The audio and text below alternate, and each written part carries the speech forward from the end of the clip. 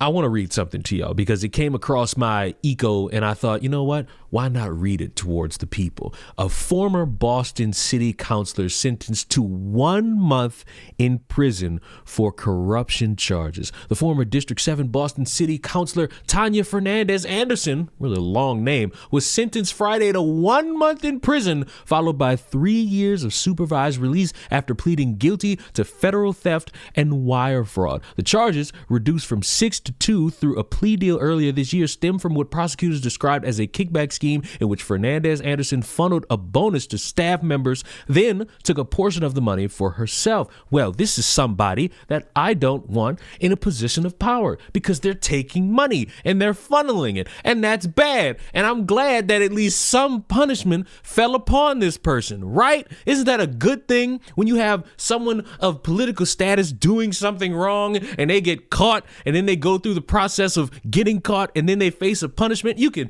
disagree about the length of time, but at least something came about, right? Well, not so fast, because you haven't factored in the key detail of it all. You haven't taken a moment to factor in the most important detail about a woman in the year 2025 facing a consequence for something that she did. And you might be wondering, what is that consequence, Leon? Oh, just the fact that she's black. I'm not that important. You stop already. You are important. You are a city council member in your residence. You are, by definition, important. And I hope that after this, you guys will stop talking about me, because I'm actually an introvert and it hurts when you put me on the news. Stop. Stop. Ma'am, I have no idea who you are. I don't necessarily care about your political affiliation, but when you are a political figure and you do something that is not for the people, they're going to talk about you. No one should care that you're an introvert. It don't matter if you're an introvert, extrovert, you jerk off, you don't jerk off. It don't matter. You're somebody to be talked about.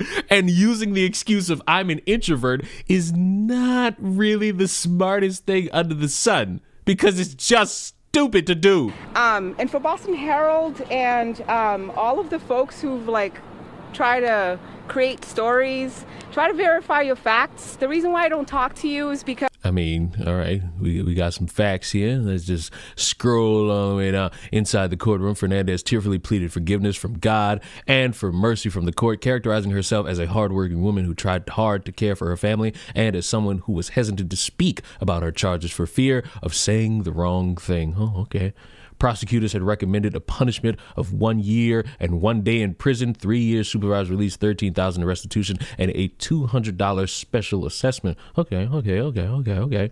Fernandez Anderson's crime is especially egregious because she clearly exploited the wide and expansive discretion that she enjoyed over her office's budget to stuff her own pockets. Prosecutors also pointed to other issues like incidents of campaign account fraud, the omission of $11,000 in income earned in 2021 from her taxes, and the hiring of her sister and her son in her city council office against city policy and ethics rules. She was ordered to pay a $5,000 civil penalty for that violation. Okay, we got some facts going on in here about this. Okay. because you never report accurately on black people.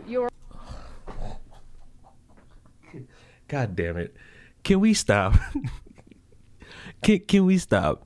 Can we please? Let's tickle balls on this one. Sure, you have publications that will openly miss very key details in stories. That's not a surprising thing. Everyone knows that goes on. But we're not about to sit here and use the example of a corrupt politician to say, hey, these news publications, they don't accurately speak about the things happening to black people. No, you caught. You a fraud. And that's what happens when we catch a fraud. We're always causing some sort of trouble. And you know what? The responsibility really is not on Boston Herald or ABC or Fox 25. The responsibility should be on the black community. We need to create black media so that we can actually be able to create a fair story and report accurately on black people. You don't care that I'm a black woman, that I'm an immigrant, that I'm getting death threats. Stop. Listen to me and listen to me hard. I need y'all to understand that the face I made is not a face by accident. It's a face by clinical understanding that there are black people in media that will talk about this. And chances are it could go one of a few ways. They could either talk about it and sweep it under the rug and try to make a justification that it's okay, or try to bring in some white corrupt politician as a means to say, hey, no one's talked about this. You have the people who will talk about it and you'll magically call them raccoons. You have the people who won't talk about it at all because the black people got to stick together. You are trying so hard to paint yourself out to be this innocent, sweet, precious baboo, but in reality, that's not how this is working. Because if we go back here, in describing her reasoning for a lighter sentence, Talwani indicated that she viewed Fernandez Anderson's crimes as theft and less akin to the example bribery cases that prosecutors offered to bolster their recommendation. At the same time, she said a sentence with some incarceration time seemed appropriate to avoid disparities with sentences in another similar cases and to afford adequate deterrence for criminal conduct. It's a breach of trust that we put in our government employees and elected officials. You have an immense credit in your sons that you've raised, she said directly to Fernandez Anderson. At the same time, I can't ignore these other matters. In the days prior to the sentencing, the court received 142 pages of support letters attesting to Fernandez Anderson's reputation as a community-centered force for good and pleading the court for leniency on her behalf. This is how we end up with the same type of corrupt individuals. All you need is just a few people who could just sit there and paint that brush of, oh, you're a good person. Oh, you're a good individual. Oh, you've never done anything wrong. And the whole time they taking money from under your nose and you don't even see it. You don't even recognize it, and you don't even know that it's going on. And when it occurs right in front of your face, all of a sudden we gotta sit here and stomach a lot of bullshit. I'm not saying any of that, and I took responsibility. I'm asking you to humanize black people, especially black women. Why are we bringing everyone else into your time in prison? No, stop it. Especially black immigrants. And there's no like excuses here. It's just simply report accurately, be responsible. And to my black community, this is where we are in the state of things in Boston, a city where we have so much money.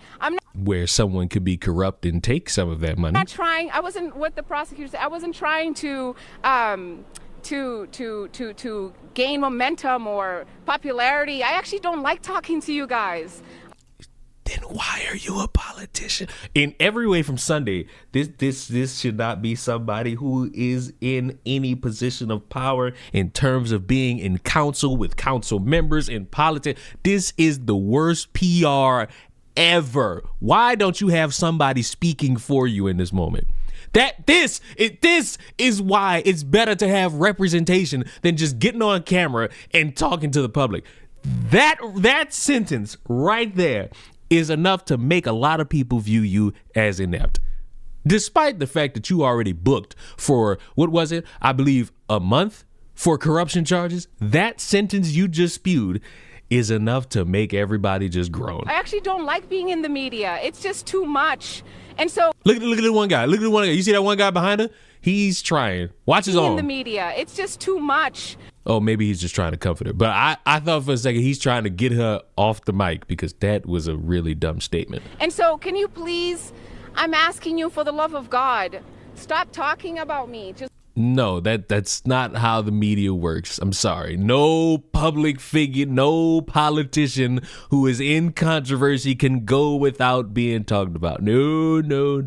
I'm sorry. I know you wish that to be the case. I know you probably sat there and thought that this would just blow over. No, there are going to be people who talk about it. Your community is going to talk about it. Your community is going to bring it up. Your community is going to feel a layer of mistrust. Now, they may still believe in you. They may still hope for a little second chance for you, but this will not go away for now. It'll disappear within time because much like most things, it often disappears into the eco that is this cartoonish world we live in. But for now, you will be talked about, madam. And trying to use the woman card, the black immigrant card, the black community card, it's not going to work for you. Why? Because you did wrong and they're going to talk about you, and you embarrassing your community enough to try to bring them all into it is indicative into a larger conversation, which will entail that everyone don't need to be sticking together, because the moment you try to lift somebody up with that ladder, they are ready to throw you under the bus using that same ladder.